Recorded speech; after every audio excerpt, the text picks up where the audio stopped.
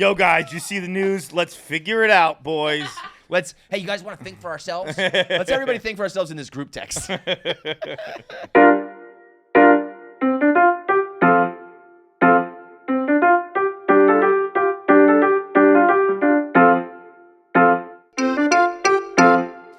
So, yeah, you were at Pizza Fest. How was this year? I know, like, in the past, there was rain one year. This year, it sounds like Dave did not like the stage and the introduction he got. Did you see that? No, I didn't. I went to the night session, so I okay. So during the day, it was a pretty particularly bad introduction, but in classic Dave fashion, rather than just like letting it slide, he just grabs the mic. So this guy was like, "We're here at One Bite, and like you're all here to see like Dave Portnoy, right? Like, and here he is." It was just like flat and bad, and it was not like a come on out. So the crowd was confused, and he walks out, and Dave just grabs the mic. He's like, "That was the worst introduction I've ever got." It just made everything so awkward and terrible. As it was happening, he was like Dave was behind like at the bottom of a flight of stairs, and he was just like, he's like, "This is terrible, right? This is a terrible introduction." It was just like so Dave. I was like, I know this exact situation. Dude, there were a few. Obviously it was awesome. It was great. It was some of the best pizza I've ever had. But there were some times where it was like you can tell the pizza people there. It's their Emmys. It's their lives. I mean, you could make your whole career if something happens. The whole time I was like, "Why the fuck are you guys excited about this? Who gives a fucking shit about this?" But no, it was great. Obviously, it was so cool talking to a lot of people. Like I was there with Stuff Island because O'Connor's cousin Sean was in it. Honestly, God, my favorite slice. I'm not even just saying that because like did a little thing with them, but a slice of New York in Pittsburgh was incredible. And it was so cool, like listening to him talk about like how passionate he was about it. It was my first time ever talking to a pizza person who like Dave had affected. Where like Sean just started it in 2020 because he needed to do something, and now Dave's been, and it's like he's like gonna franchise it, and it's gonna be like a massive, now it's his life, and it was very cool talking to people like that. But everyone obviously had that enthusiasm, but not everyone had pizza that was as good. And dude, one guy grabbed me, that like saw me across the festival, grabbed me, brought me back to his pizza station. He's like, "You gotta try mine. You gotta try mine, Feits." Terrible. And he hands me a slice of pizza, and I go take a bite. It's the coldest, hardest slice thing that's ever been in my mouth. Right? Like, as I'm chewing it, it's breaking into shards that are like stabbing me in the roof. And I'm not Dave where I'm like giving an honest answer. So I was just like, "Great, wow, this is incredible. Like really good." And the guy looks me dead in the eyes and he goes, "Well, I mean, it's fucking freezing." And I was like, "Yeah, dude, I was thinking the same thing." like, why did you hand this to me? You made it. That's exactly what I was thinking. This is freezing fucking cold and hard and awful. Why did you give it to me? And sought you out. Like it wasn't just like, here's Feitelberg, here's a slice. It's like, let me intentionally give you this. And he was like, I don't know. I honestly, as I sit here right now, I still don't know what that interaction was all about. I feel like I was just like, okay, and walked away. You walked away after that? I'm not gonna like name the pizza place or anything, but it was just like, I was like, "Yeah, man, why'd you fucking bring me here to eat this if you're gonna get mad at me for saying it's good when it's obviously not good?" I think about like if you go into Pizza Fest thinking this is our Super Bowl, and like tomorrow we're gonna be famous, and like if it just goes horrible, like no one's lining up at your tent or whatever, it's just like, "Oh, my pizza sucks." Oh, I can't imagine. That sucks. But do you have to get approved yes. beforehand? Okay, so you already got to be good. So that's what surprised me. Not that it happened a lot, but there were probably two places that like sought me out, which is crazy in and of itself. Okay, famous. But and they would come try this. And I was like, "Why are you giving me this? Sucks, dude." Like, I just had a slice of Sally's. I just had a fucking slice of New York. That's the other thing. I just had a slice of Lucali. Like, these are the best. Why are you grabbing me and bringing me this? Yeah, that's not a great again, that's not the point of the event. The event was awesome. It was really, honestly, the highlight of the event was talking to Sean. He was so cool and so just passionate about pizza. This is Stuff Island's. Yes, O'Connor's cousin. Yeah. The highlight of the event for me was just another chance for Dante to blow it. The best. The best. You can. I mean, Dante. He's like. I feel like he's the kind of guy where like first pitch he pulls it 700 feet. Yeah. You're like, Oh, guy is he's got him one. timed. He is on right now. And then next 3 pitches right down the plate. I mean, bat on his shoulder, walks back to the dugout. You could definitively say his stock was at an all-time high after the beach house, right? Like even more so than the blackout tour. Like Dave couldn't really diminish it. He was a big part of it. Like everyone coming off a beach house is like, what can we do to like capitalize on this, you know?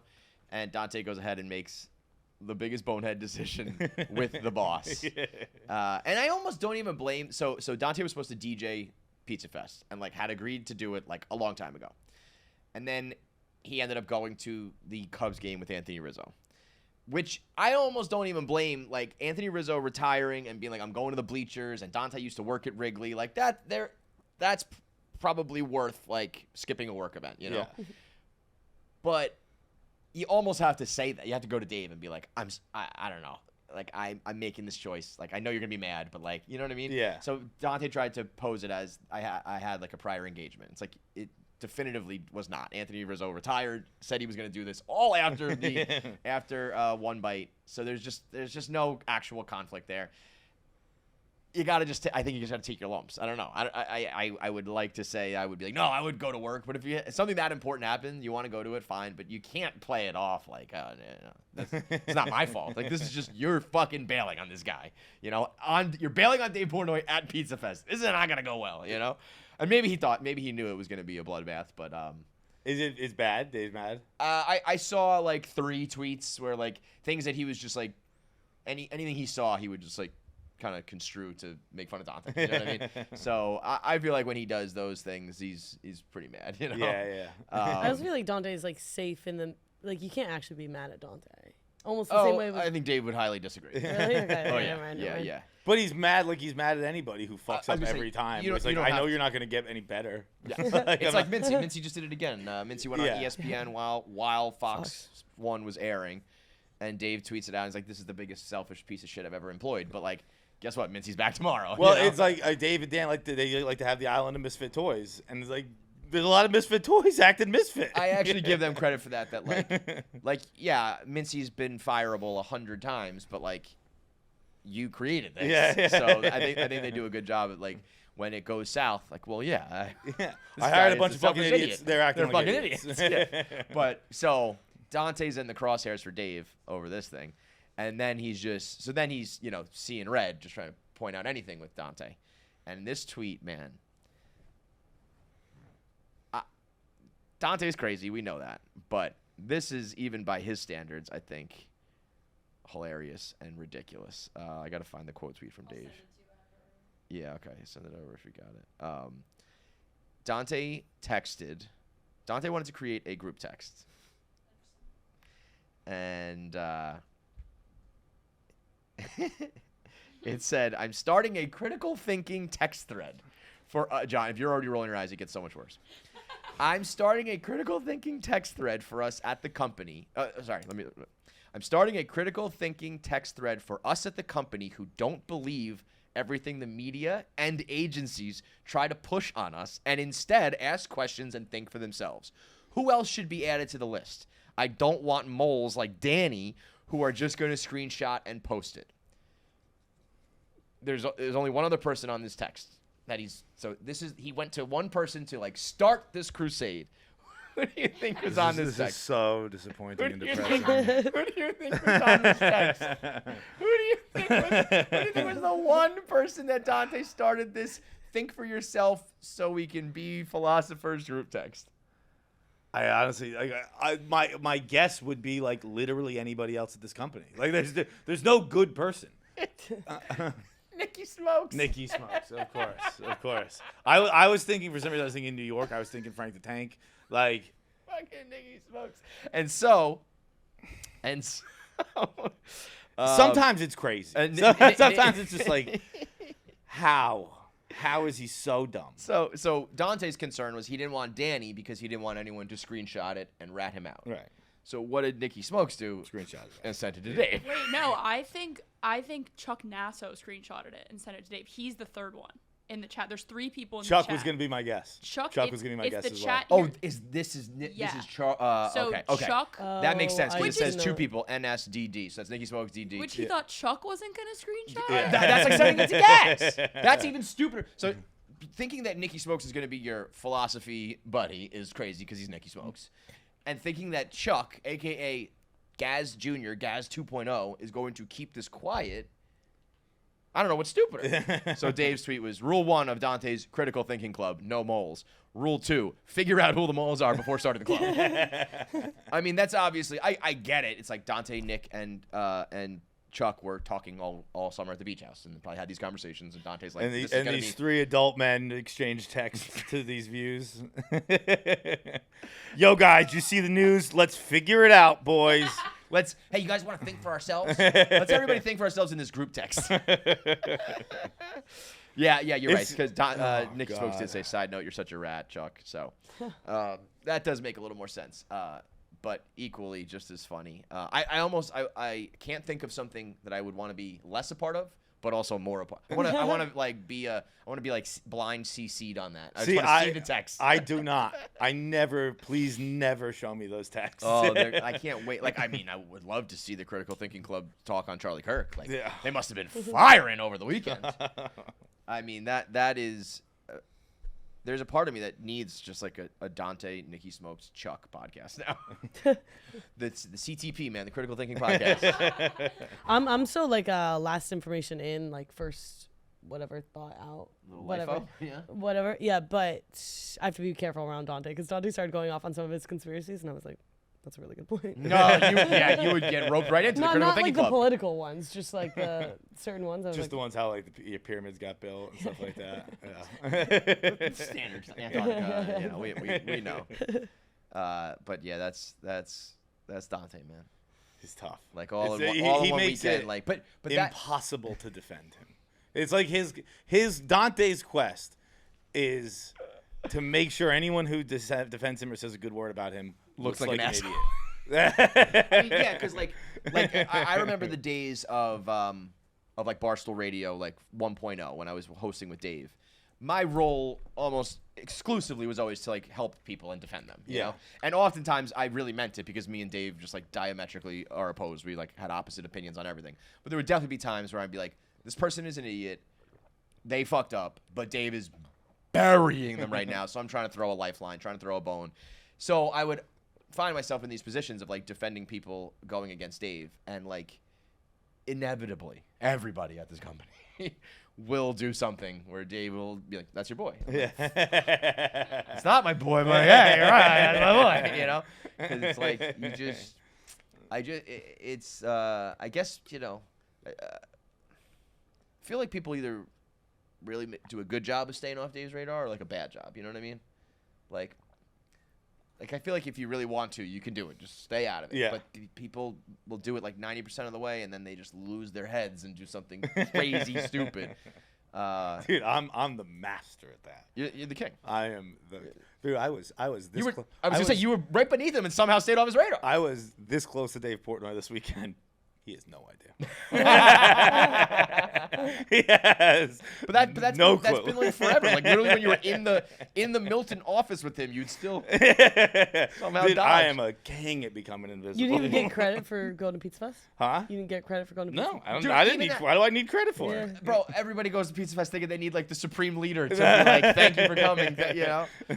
I talked to all the security guys. I talked to Austin. Dave has No idea. That's how it should be. But Fuck. like it's also like it's one of those things. I was thinking of it afterwards because like I was with O'Connor and Tommy, and we were like filming the video, and I was telling them, I was like, I don't know what you guys expect from me, but like if you're looking for Dave in this video, Yeah, like it he's ain't not gonna happening. come running to Yeah, me yeah, or yeah. something like that, and then like he goes around to all the pizza places at Pizza Fest and goes and says hi to everyone and tries their pizza. And I was just kind of like, I saw him coming. And I didn't hide, but I just didn't go up to him and grab him. Because, like, that's what I was thinking. We're like, that's probably one of Dave's busiest days of his year. We're like, it's thousands of people grabbing him and pulling him in different You have to directions. talk to Feitelberg for the 50 million. Well, I don't need to be like, hey, Dave. And he goes, Yeah. what are you doing here? And I go, What's also funny about Dave is he's so, at least in my mind, I think, he's not a handshake guy. No, he's not right, a he dap doesn't like guy. that He stuff. doesn't want to like hug it out. So like when you do see him, it's just gonna be like, hey, and that's it. And that's it. Like other so there's people, no need for it. Right, there really isn't. It's like if you're at a party and you got to go see the main person, you go, you shake their hand or you hug and kiss them or whatever, you get that credit. That's not going to happen. Yeah. So don't even fucking do it. It's one of the weirder like dynamics I've ever had with a friend or a colleague or whatever. Like, just like, all right, we like show up to Dave's Nantucket house and it's just like, you know, we like arrive at the set. Like, put on our headphones. Hey, there's no dap, no fist bump, no nothing. Like, how's things been? Yeah, it's just, you know, okay, back to our phones. You know, and maybe with other people it's different, but like for me, it's certainly that way. Where it's just like, okay, so yeah, what's literally the point? Yeah, like when people say it's FaceTime, like it's literally he just sees your face. That's it. It is a strange dynamic for sure. Tour's going good, out of order. Tour's going good. Philly tomorrow night. Philly tomorrow night. I think there's like 10 tickets left. Please get them. What was it like playing at the TD Garden in Boston? Bro, They fucked this guy so bad. fucking crazy, dude. This is Barstool like to a Giant T. venue. Dude, like we said, we want to do 300 cap rooms. It's a sellable number. It's a number we can hit. You know what I honestly think they did? I think they said we'll just take a room and cap it at 300. Not like, you know, you should say, when you say you want to do 300 person rooms, like that means like a room that fits 300 people, not we want to put 300 people in any room in the world. Yeah. I think somebody probably just said like, all right, we got it. I guarantee this is what happened. Somebody was like probably trying to find a spot like that and couldn't find it. So like, we'll just get any room in Boston and cap it at 300. And that's good, right? It's like, no. I don't know where, like, honestly, I don't know who made the decision. I don't know where it came from. It could have been internal. It could have been out of order. It could have been outwards. I don't know the answer to that. We played the most insane room in Boston. Like, excuse me.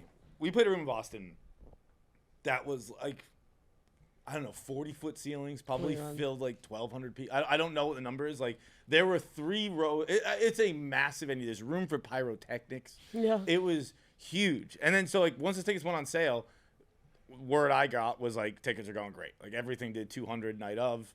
Like, that you hear that when you go, oh, we had 300 cap. Like, We're going to hit sold it. out. You don't have to promote it. It's you don't have easy. to worry. You Don't- got, yeah, set like, it, forget it. Don't even have to mention 300 this. also good number. Yeah. Yeah, a good number that we thought we could hit. Mm-hmm. So that's why we chose it. And by the way, you did hit it. Yeah. It's just there was about like 1,200 other seats that weren't hit. And then we get to this venue, and it's just this massive venue, this huge space. And they were like, because again, like, they were like, yeah, it's like it's sold 200 night of or 250, whatever. So like over the next, and that was like a month ago. So over the next month, you're like, oh, we'll sell 50 more. We get there, we're like, what's this count at? Like 300, like perfect, it's sold out. Walk onto the stage. I mean, I've never been in a bigger room in my life.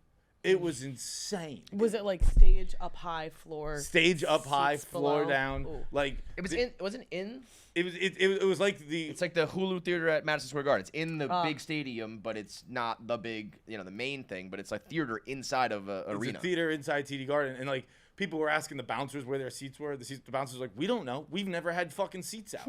Yeah, this is like strictly for concerts. This is for concert. Like, I don't know how much comedy's been done there. I'd be surprised if any. It was crazy. It was a crazy. But Spin Zone, Out of Order played at TD Garden. Yeah. That's a fact. That is a true fact. That's a fact. And it was a sellout. Yeah. Out of Order had a sellout show. You can't say they sold out the Garden. You can say Out of Order had a sellout show at TD Garden. Period. Fact. No lies. It was no lies. nuts, dude. We were like, what are we doing here? This is fucking crazy. But I think Philly is a smaller venue, so I think it actually only fits 300, and I think we've sold about 300 tickets. So get the rest of them if there are any left. But yeah, we've been doing fucking press and shows for like 2 months. Never even mentioned tickets because we sold 250 night of every place, everywhere. I'd be like, yeah, the store's sold out, but go check out the show. If that ain't the most like Barstool shit ever. Where, like somebody, like you said, we don't know who it is, and it was not on purpose or whatever, but it's just somebody being like, yeah, all right, we'll get this room and sell that out. They won 300, 300. Okay. Yeah. Like, not thinking that, like, no, this is going to be, it's going to look ridiculous. KFC Radio had a show like that, and it felt like for some reason, like, like COVID vaccine when you were getting your COVID vaccine. Yeah, because everyone was. Like, yeah. There was the Detroit one. Detroit KFC Radio was tough. That was like so similar situation. It was just like a huge room. 50-foot ceiling. Yeah, It was like intended for a concert. We said we wanted to do 200 people. What the fuck are we doing here? Oh my god. What's your favorite place you've ever done? Favorite place we've ever done? I don't know. I love that Masonic Lodge. Remember that? Yeah, that Oh, place was LA. cool. That felt like we were in like a cult for the night. All those masks and shit, the chandeliers. It was Gramercy like Theater is fun very after. cool. That had like the green room where it was like an opium den, all the rugs everywhere. Zanies is one of the best green rooms. Zanies in Zanies was Nashville. fun. Nashville. Yeah, that was great. Zanies was good. There's a lot of cool ones. We've been lucky. Got done a lot of cool places. Yeah. Yeah, I feel like those are things that I almost like take for granted that we did some of that shit. You know what I mean? Like that those were fun. Those were cool. Those were cool times. There he is. Come on in. DraftKings Casino has your playbook for gaming action all season long. Okay, you can play thousands of popular slots for a shot at jackpots. Over $400 million have already been awarded to new players. Okay, new players get 500 spins on Huff and More Puff over 10 days. Huff and More Puff slot game. It's incredible. Everyone loves it. New players will get 500 spins over the next 10 days. And all you have to do to get those is you have to download the app, use code KFC, and claim your spins after your first $5 wager. Get in the game with DraftKings Casino, home of the largest jackpot win in online casino history. DraftKings, the crown is yours. Okay, Jackpocket. You can order lottery tickets on your phone with our partners over at Jackpocket. It is the go-to app for ordering official lottery tickets right from your phone. It's got Mega Millions. It's got Powerball. It's got state lottery games. Even has scratch-off tickets, and you can do the little scratch on those things. It's incredible. Jackpocket's got them all, and it is extremely easy to use. Obviously, the $1.7 billion, I think it was, just hit, but that means we are back in action with a new jackpot for you available at Jackpocket. If you're new to Jackpocket, all you have to do is sign up with code KFC2 and opt in to get $5 in lottery credits. That is $5 towards a shot at the next massive jackpot. Don't miss out. Use code KFC. Don't miss out. Use code KFC2 on Jackpocket today. That's the number 2. KFC, the number 2. Oh, it's on there. So you guys are you screening stuff or are you doing stand up and all that? Doing all of it. I mean, I know you're doing all that, but like where is it? You all right? Yeah, I just hurt my knee when I sat down. You gonna be all right? Yeah. On the IL? Yeah. More stand up or more like out of order? More stand up. Yeah, I did 20 in Boston. Wow, Or that's a long close set. to 20. So this is like this is like a comedy tour with the out of order guys, as opposed to like an out of order tour, if you will. Or are you? Yeah, it's a little bit. It's probably like exactly half and half. It's Okay. like it's probably 40 minutes of stand up, and then we show a few sketches, and we kind of do like a live podcast during that, which is probably a half hour, 20 minutes to a half hour, 20 minutes, and then we show an episode, which is 20 so it is minutes, a little bit of everything, yeah. and then we do a Q&A afterwards on the episode or out of order as a whole. We did get a little out over our skis, so in Boston we showed episode 4. Again, we had intended to show episode 5 then. Just turns out it's really fucking hard to edit a TV show. Paz was just saying it, dude. He said he spent 17 days in front of the computer. Yeah. Like we were like not shooting, not writing, not planning, just the actual editing in front of a computer. 17 days total. I think was here Saturday before going to Pizza Fest. I got here at like noon, and Pabs walked in. I was like, Pabs, you're a little late today. Pabs, you should be here at 9 a.m. every Saturday editing. And his roommates say the opposite when he comes home at 11 o'clock. They're like, early night. Yeah. I think he said it was just like I don't think anyone really knew what the undertaking was, and now we are shooting the show, writing the show, editing the show, airing the show, touring the What? show, promoting the show all at one time. I don't know what the standards and practices are, but that's awesome. Like, I in know that's episode- like stressful, but like that being able to say that when you go on press tours and shit, like use that soundbite because that is kind of the essence of this show. Is like we're just fucking going, Dude, episode 4, which aired Tuesday night. There are scenes in episode 4 that we shot on Monday. That's so sick, though. That's so, and that's like the ultimate, like, because there's a million people out there making excuses, being like, well, we can't do that because we haven't done this yet. It's like, go. Just fucking do I it. remember seeing an interview where Little Dicky was talking about his show Dave, and that was on like Hulu. And he said like he would edit on like one of those little orange and he would like hand in the hard drive to the Hulu office on like noon the day it was supposed to air. What? Basically. So sick. Yeah.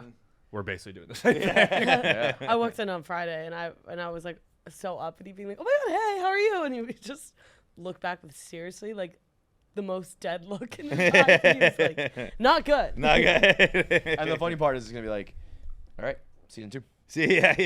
Let's go. Get the cameras out. You thought this was over, dude? I don't think started. anyone's ever looked forward to a day more than Pavs is looking forward to October 1st. Or whatever the day is after this is all We should aired. throw a fucking Pabs Yeah. party, bro. Let him just go nuts. How did stand-up go, Tommy? I think it went pretty well. Went great. Yeah. Aside from the like fake joke one that we did, that's the first time? Like were you Oh, mad on yeah. purpose?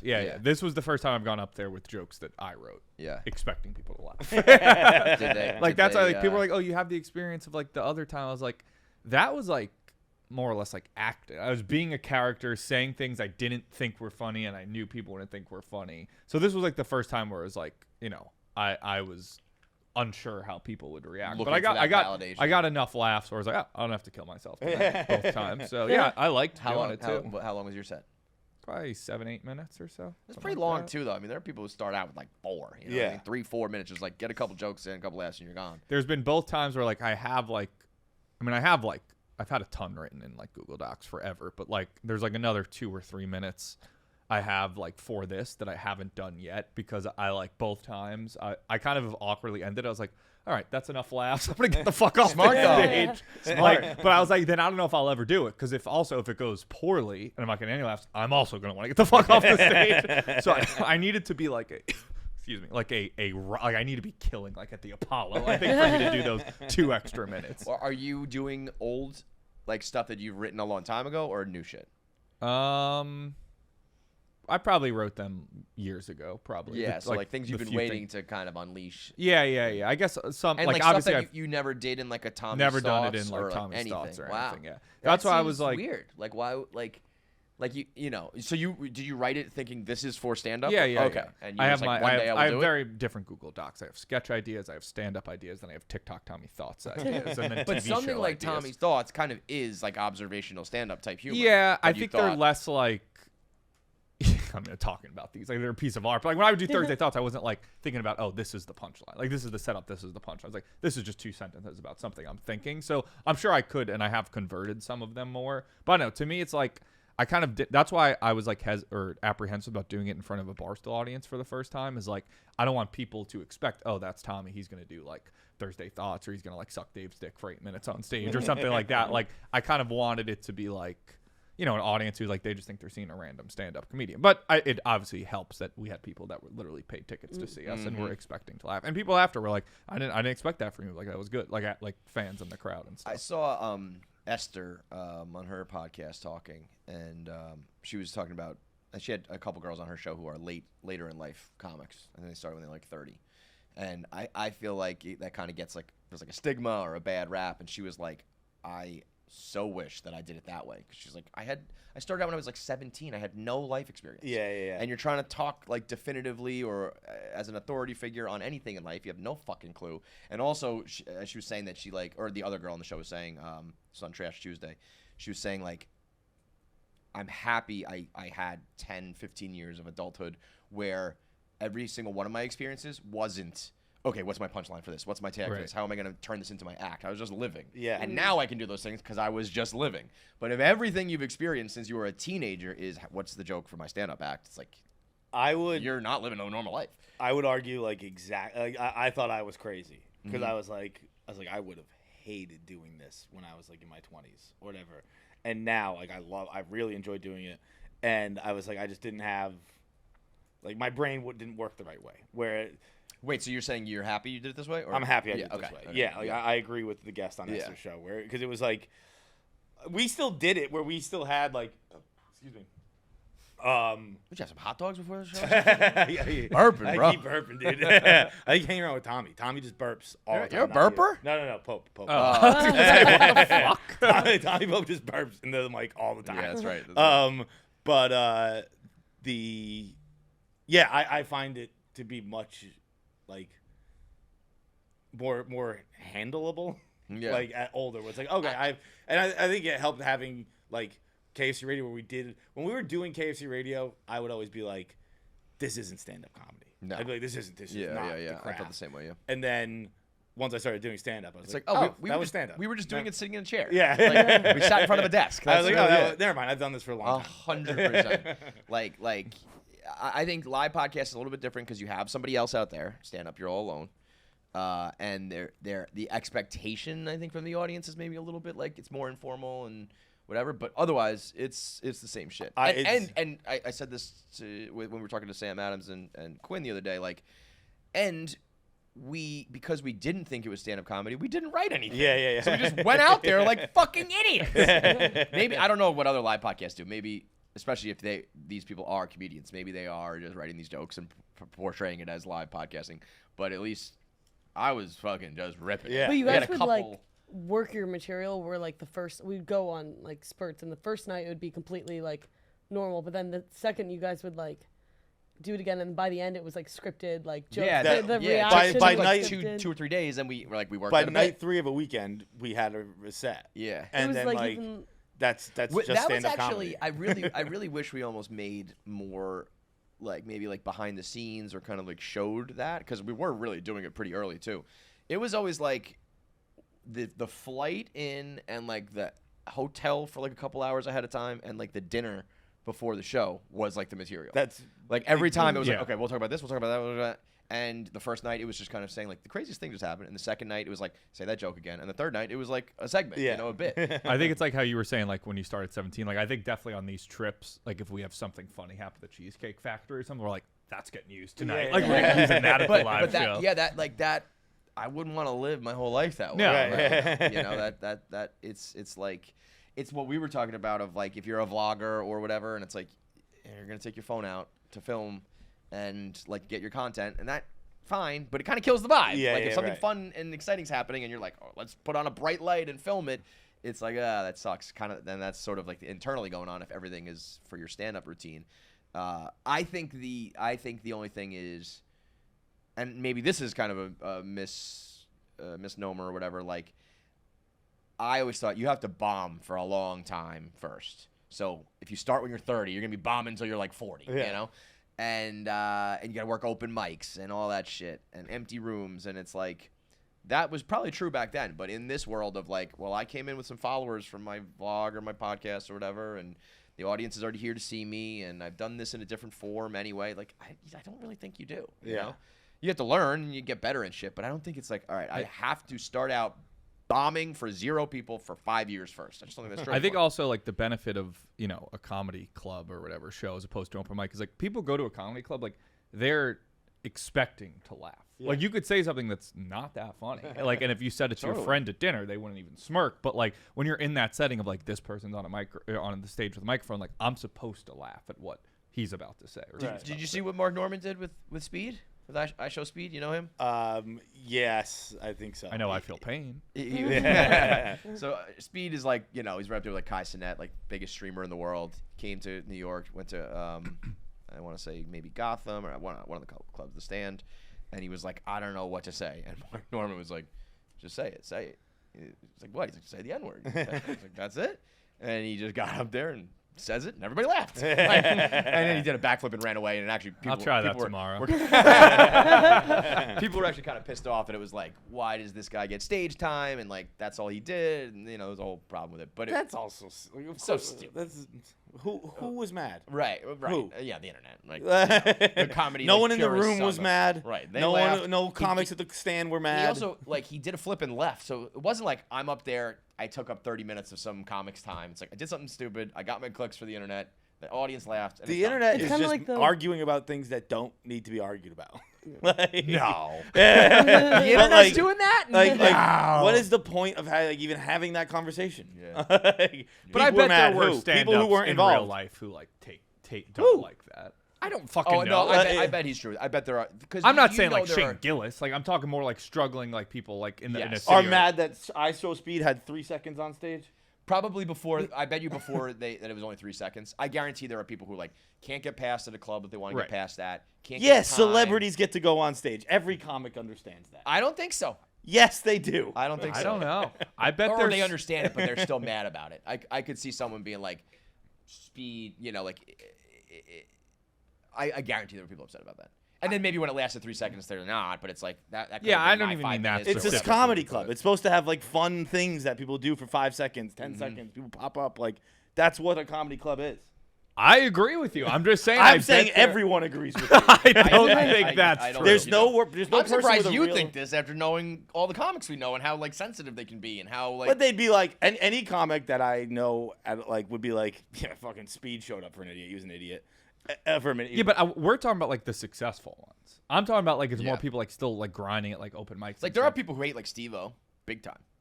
yeah. There's probably people who hate Vinny from the Jersey Shore. Yeah, that goes people People up, who guys. hate Matt Wright. everybody, but But, like, like yeah. comics. like I mean, there's comics, not like though. a real like anger about I Show Speed having 3 seconds at the stand.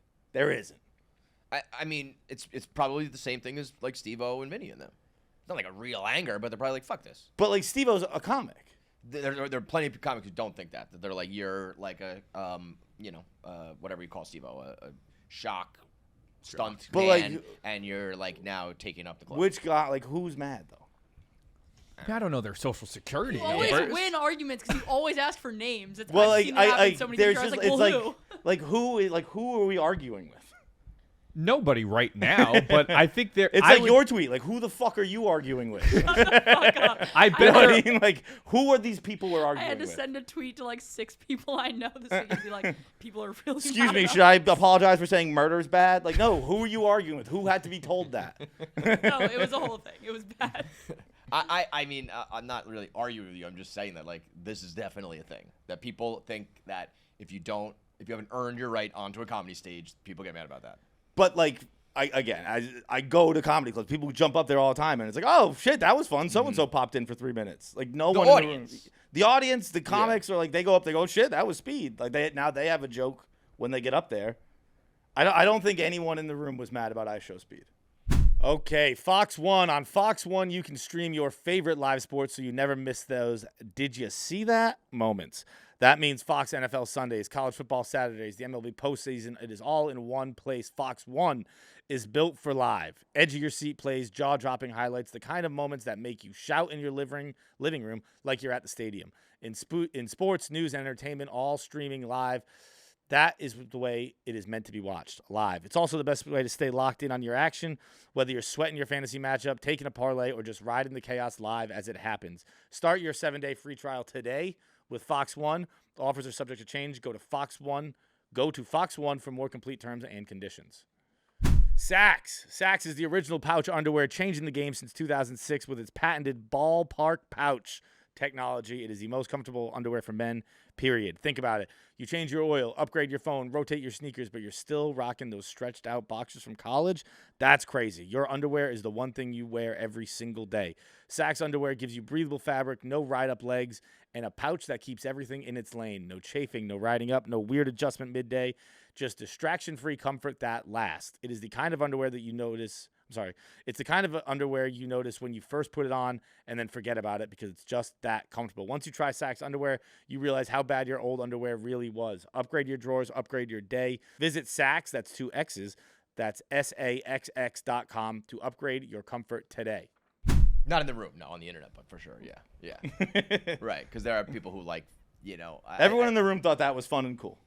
Yeah, which is all that should matter. Right. And that I think on top of like locking up your phone so you don't burn material or get canceled and all that shit is also like this is designed for people here, and when you're talking about it after the fact, viewing it on your computer, Yeah. it's not gonna not gonna play. Like some guy who wants to be a comic from Idaho is mad that Speed got 30 seconds of stage time. Yes. That's fun. Yeah, Yeah. but his opinion doesn't matter.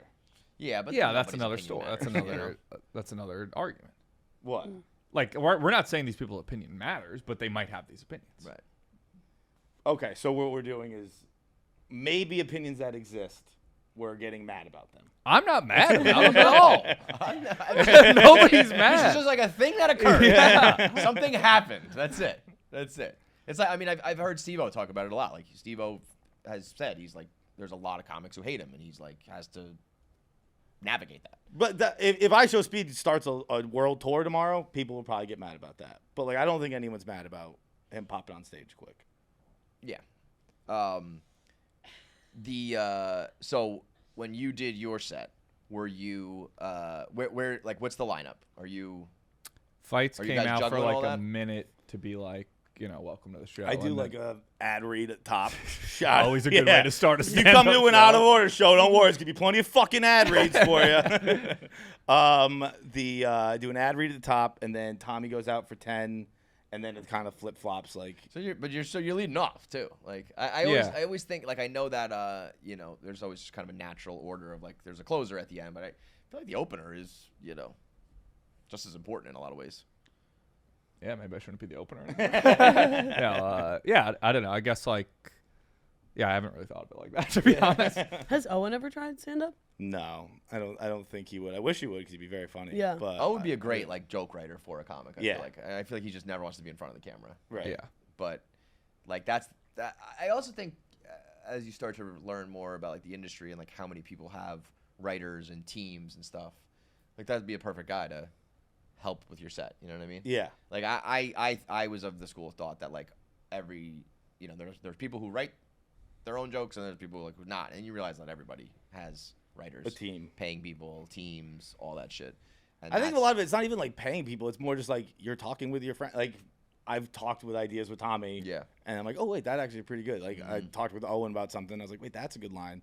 So it's more like songwriting too. It's like Yeah. I know there are some people are. It's like if you are in the room when we created the song, you get credit. Yeah, Some yeah, people are not. It's like you gotta like work on it. But it's like, cause I don't know when like you're in the studio and somebody did something or said something and it shifted the vibe and then all of a sudden you came up with the hook. Like I don't know. It's your you can't job. quantify Yeah. that, but it's like yeah.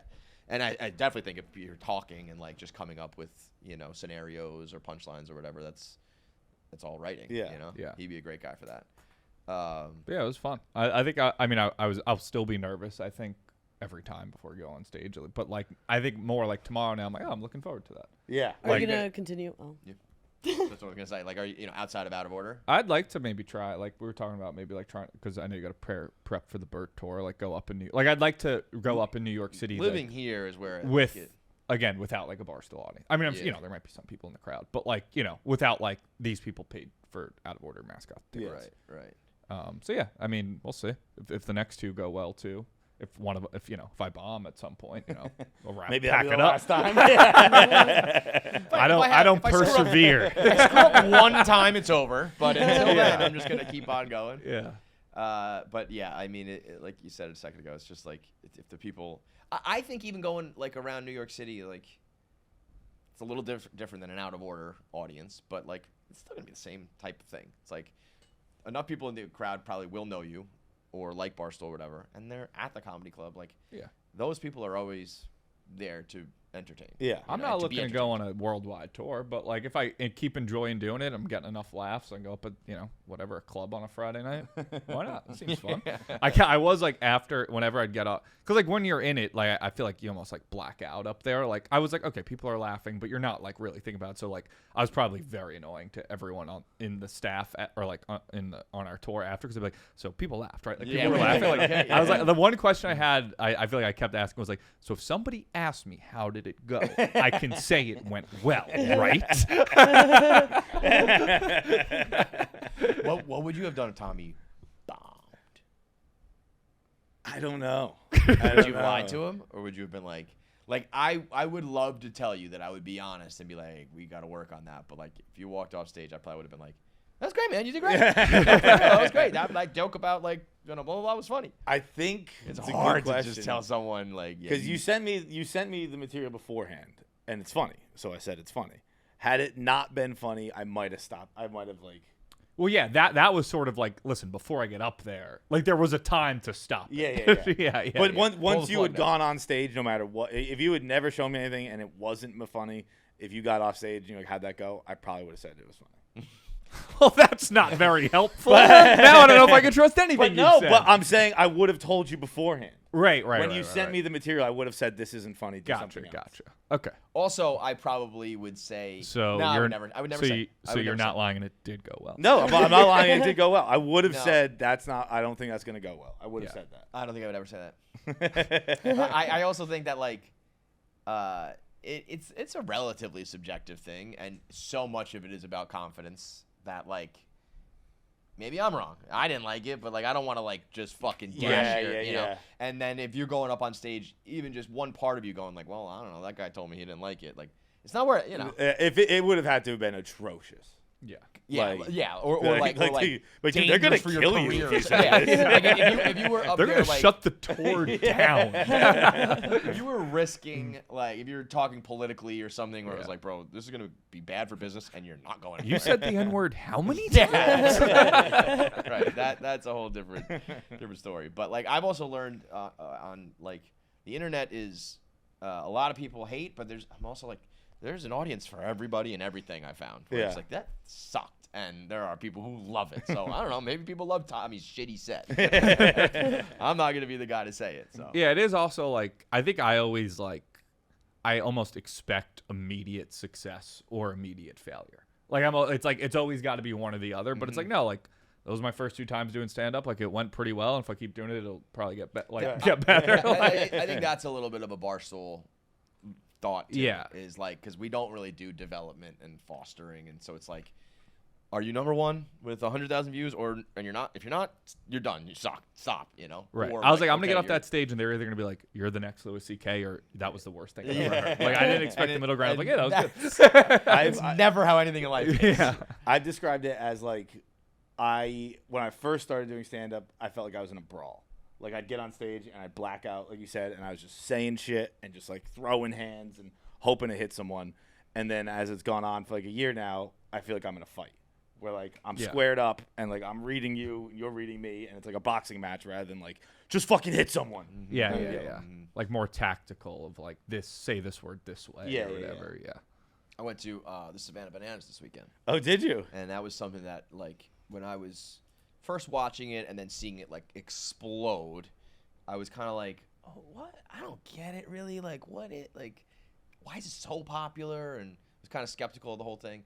And then I went and I was like, it's the circus with baseball. You went to the circus. You went to the circus. You didn't go to a baseball game. You went to the circus and they were playing baseball. And I was like, and then once I saw that, I was just like, oh, people love all this because it's just like good, clean fun, you know. Like, but if you go expecting to watch like a real baseball game, you're not gonna get that. You know? And I think there's a little bit like similarities with comedy where it's just like you're there at the club to like laugh and have some drinks, and you're on a date or whatever, and it's the people who are like scrutinizing the material and the punchlines and the craft and the art that might have a problem with it. You know, Bananas was nuts, dude. I mean, they that was at Yankee Stadium, right? Yeah, sold out Yankee Stadium 2 nights. Really? I think they had more fans this weekend than like the last couple actual Yankee games. That's crazy. Did they start out as like normal baseball team and then they just kind of like leaned into No, they were down in like Savannah. I think it's always like ex-college players, minor leaguers, people like who couldn't make it. And I think it was just like MB was telling me, I can't remember the details of it, but it was like seriously humble beginnings where it was like, you know, a shitty baseball field and like 5 people there, and they have grown that into a empire. I mean, the line to get merch, we got there. Shay wanted a Bananas t-shirt. I was like, let's watch for a little bit and then we'll get online because it's probably going to be a long line. I was like, we will miss the whole game. So like you have to choose between. I was like, I can buy you some merch online, but if you want it right now, like you will not see a minute of this game. And they played the Firefighters. It's like the Harlem Globetrotters. Like they have like 3 or 4 teams they play against. And it was sad. The Firefighters had like a tent, and you could walk right up and buy it. And then the Savannah Bananas had a tent that went. I mean, I didn't even find the end of it. I started to walk down the end, and I was like, I don't know where the end of this line is. So do they like play a normal baseball game? It's not normal, but they play baseball. They play 9 innings or no? They play 2 hours. That's the other thing. Gotcha. So they do this like they chant, they like count down, and then everyone goes start the clock, and then 2 hours on the clock, which is also nice because I was like. It was 3:30. I was like, I'm gonna get home at night. Like, 2 hours, you're good. And then I still don't know the scoring. I think you get a point for a trick play, but then you can also just score runs, and those somehow combine to be like your total. The pitcher, they put up a graphic on the TVs that we could see from our seat that had stats. I was like, I don't even know what these stats are. Like some of them are like innings pitched and strikeouts, but then there was one that was like MB4s or something like that. It's like I was like, I don't even know what these mean. So is it like scripted beforehand? Like here's No. They're playing. They for real. just play for real. They play so for they real. don't necessarily win every game, or they do. I don't think they necessarily win every game. Interesting. I didn't even like the final score. Once you're there and you realize you're just like watching the circus, you're like, this does not matter at all. yeah. You know, Wait, when do they like dance? the whole time. The whole time. The whole So time. that's where it's like you're playing baseball. Like there's a pitcher pitching, and they throw pretty hard, and they can hit, and they run, and all that. But also every fly ball, someone's trying to do a flip catch. Gotcha. The coolest thing is the walk. If you get walked, you can go to second base if you want. So they book it out of the box, and they start to make the turn. And the Bananas, everybody on the diamond has to touch the ball before they tag you. So while you run from first to second, they're throwing around the horn, and the outfield's running in, and they're kind of doing like a weave, like passing the ball, and then you can get tagged out at second. And it's like oddly, they figured out that like the speed it takes for you to get to second is about the same time everyone can touch the ball. So these bang plays of this ridiculous like non-baseball thing that you've never seen before. See, I would off the top of my head, I'd be like, oh, they'll get to second every time. Yeah. I would think it takes way longer to throw the ball around. They've gotten like everybody starts to run towards second, so it's just like boom, boom, boom, boom, boom, boom, and you tag. And the umpire, and they have like amazing moments. They had the umpire dances. He's part of the show, and then another umpire came out, and they started arguing. I don't even know what was going on. He pulls off his mask, and it's fucking Eli Manning. The place goes bonkers. He takes off his Giants jersey and has a Bananas jersey on it. What was crazy to me was the stadium filled with yellow Bananas merch at coming into the game. Really? Like as we're walking in, the stadium's filling in, and it looks like you're wearing a Yankees jersey or a Mets jersey going to your home game. I was like, why do these people already have banana stuff? They just got to New York. You know what I mean? It's like I would have thought you get your merch there, but you're not wearing it. I mean, everybody in yellow, everybody in merch. They do like the baby race, like the babies crawl over across the finish line. Yeah. They do all sorts of dances. They do, all this shit that, like, would I want to sit there, like, maybe with you and just, like, watch it? Probably not. With your kids, fucking incredible. Yeah. Like, they loved it. It was, like, the best thing I've ever taken them to. And I've taken them to real games and real things, and they were loving it. So. Running home runs? No home runs. No home runs. So you might have said this, just to be clear. Are they like running the bases or are they dancing? No, the so bases? like when you get a hit, you run and you like play, but then like you get to second and like everybody starts to dance for some reason. I don't know. Like, such as like you're coming a- up to the plate, like 4 or 5 guys will like walk with you and you do like a choreographed dance as you're getting to the plate. One guy was wearing like a motorcycle helmet for some reason. Like it's just like things that you just come up with that are like your shtick. Like pro wrestling kind of. I was just gonna say that it's sports entertainment. It would be like if you compared WWF wrestling to college wrestling. You'd be like, that's not what we're doing. Yeah. So, and maybe this is all in my head, but I feel like I've heard people at Barstool, and I tended to agree with it. It was like, what is this for? And it's like, it's for your grandma and your kids and all that. It's not for like. But like that's obviously who it's been for. Yeah, like, yeah. But it's not for people who love the Red I love the Sox. idea of like Clemmer trying to go and like keep I was score just and I like, was just gonna say it's not tearing for up his Clemmer, book. But What do I do for a dance? Who is this K-pop demon hunters even? Yeah. Like, it's for the Yeah. fucking people who like it. Yeah. But there was part of me that was like, I knew that, but I also was thinking that it was more like baseball oriented, where it's almost like wrestling, where it's like I watch wrestling for the people on the mic, not like the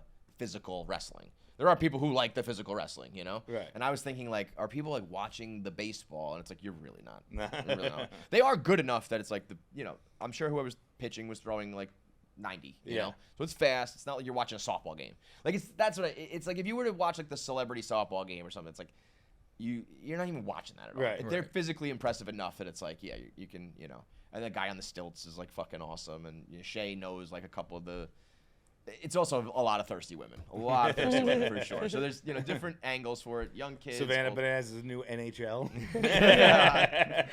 Pretty much. Yeah. This is like the Blue Man Group effect, where it's like you are so lucky that this got on. Yeah. Well, but that guy, so Jesse, If not- Yellow Tux Jesse is like the owner, and he's like especially when you see him, he's in a yellow suit and a yellow top hat, and he's on the mic, and it's like, that is P.T. Barnum. Yeah, He yeah. is fucking commanding the crowd, and it's like, oh yeah, you run this is a modern day circus.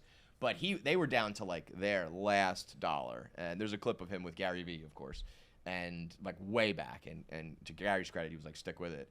And like any other sane person would have been like, this idea is not working. It's so dumb, and we are finished.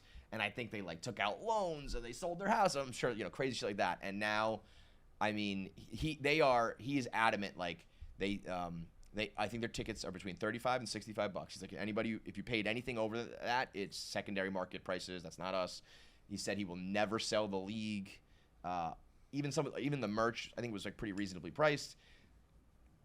And like, God bless them, but they're leaving so much money on the table. If there's no ads or anything like that, like he was like, this is just like good, clean fun. And I'm like, great, but like if you mixed in like one ad or raised the price like $10, you would get so much more. Like, I was expecting you to say they were like $500 or something. No, I mean I got them through work, but I think when they sell out, it's a different story. But it really is, and I think they're all like very religious and they just like the game and all that.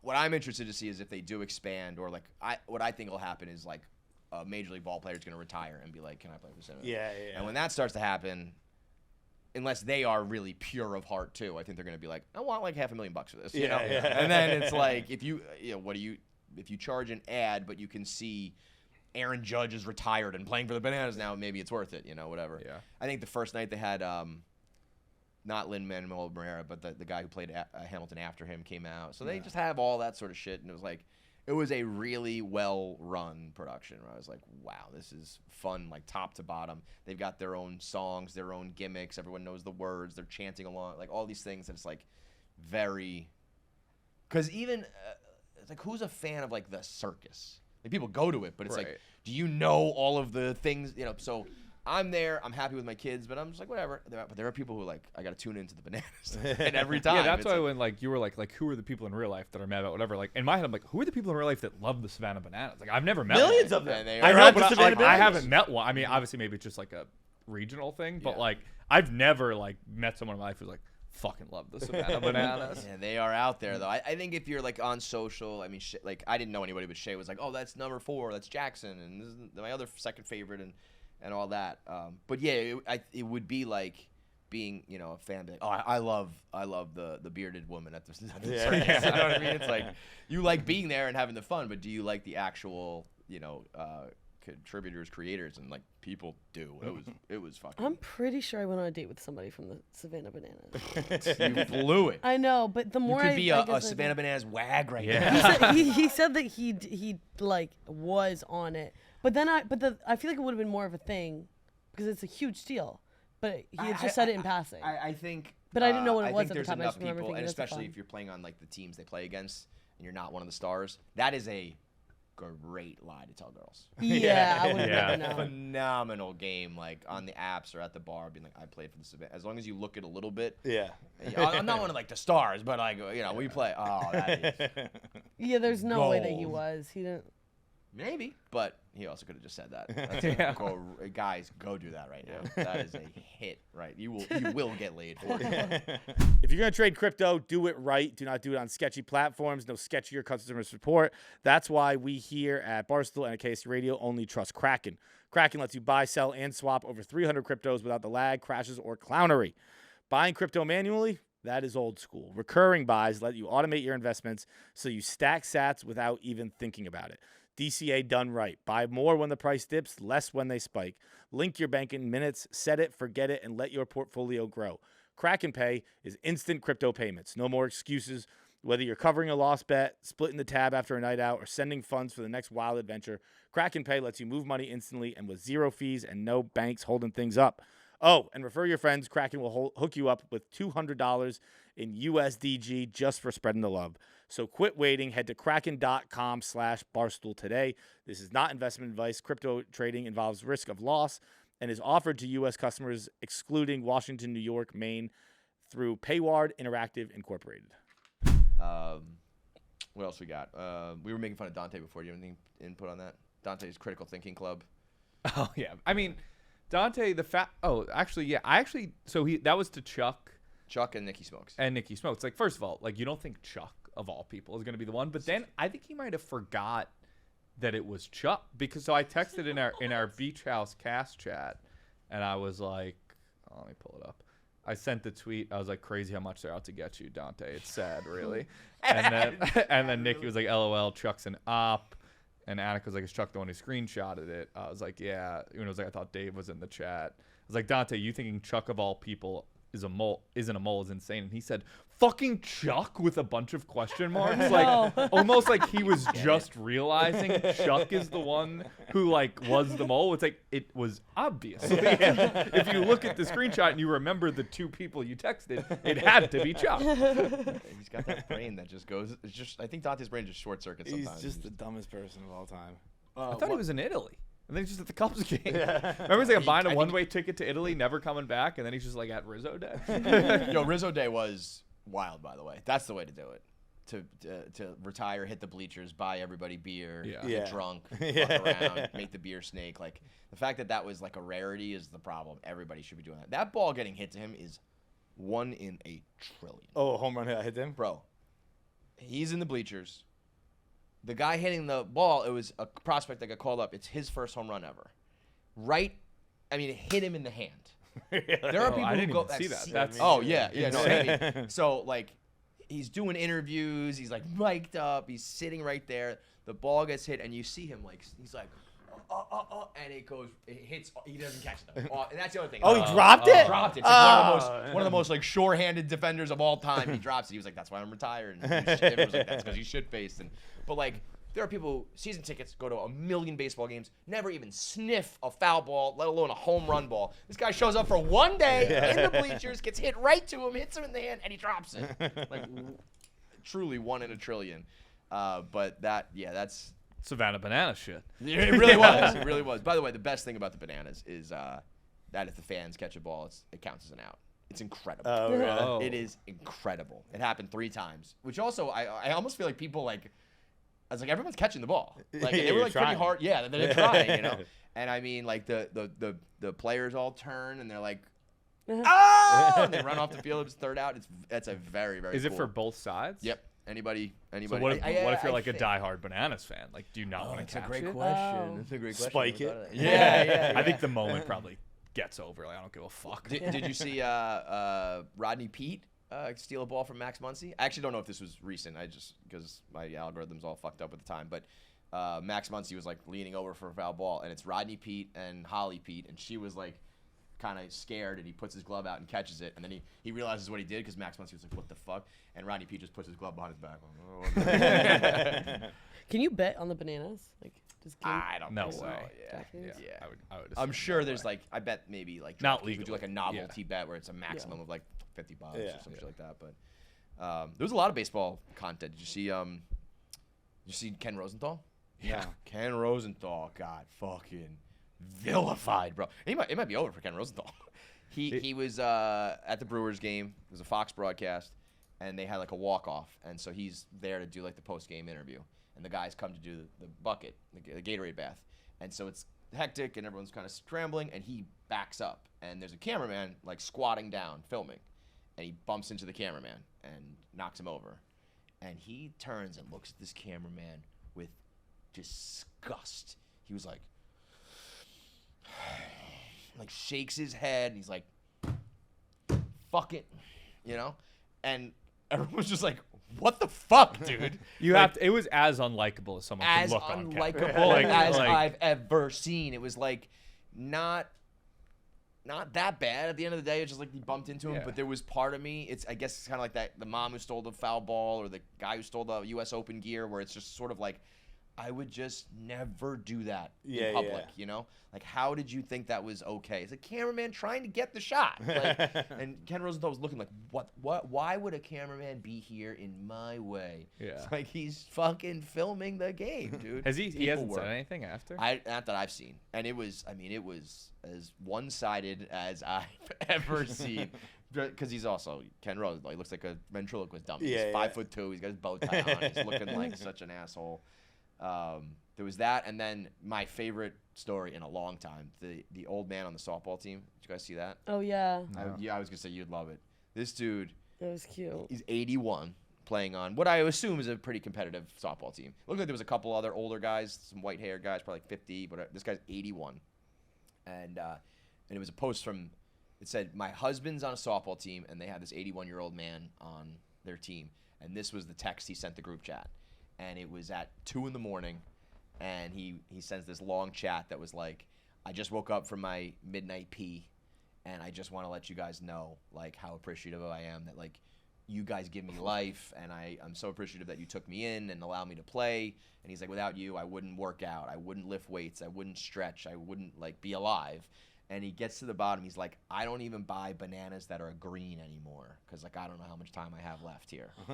But what I will always remember is, like, playing ball with you guys. And I was like, like, is this is like a psyop. It's like created, like, to be like, I'm so old and I might die any moment that I don't buy fruit that's not ripe. But I like playing ball with you guys is like the honor of my life. I was like, oh my God. It's like a true, how could you not be romantic about He baseball? sent it off, was like, this is going viral. Someone screenshotting this. Truly, like, if I find out that's like fake or a hoax or something, I'll never be on the internet again. Speaking of that, if anyone likes baseball and hasn't seen the movie Ephus, unbelievable. Oh yeah, you recommended that. Yeah, it very much reminds you of that, just like old guys playing softball. Like it so perfectly encapsulates the sport of baseball.